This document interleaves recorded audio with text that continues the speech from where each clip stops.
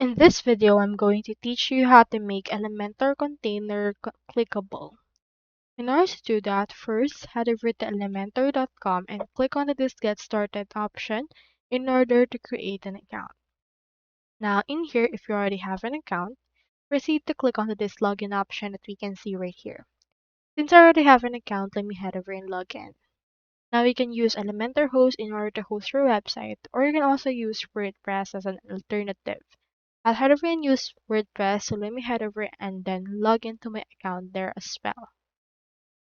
Now here is actually my Elementor website editor that I have utilized using WordPress.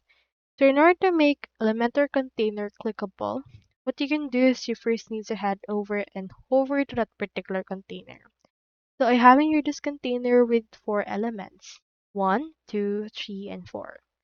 So in there, what you can do is you can just head over and then on the left hand panel, you can see the layouts option for that settings.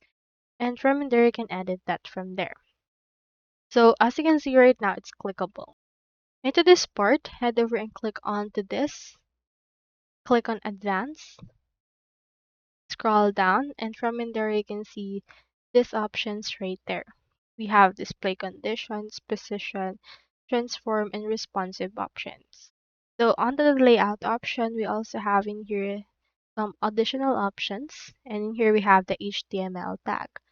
Select a tag for that you would wish to use. In some cases, just choose a link and add in here a link for that particular clickable HTML. So to make this HTML clickable, you can add in here a specific link. So whenever users actually click on this container, they will be redirected to a particular link that you will actually have directed them to. So that's how you make Elementor container clickable. Hope we helped.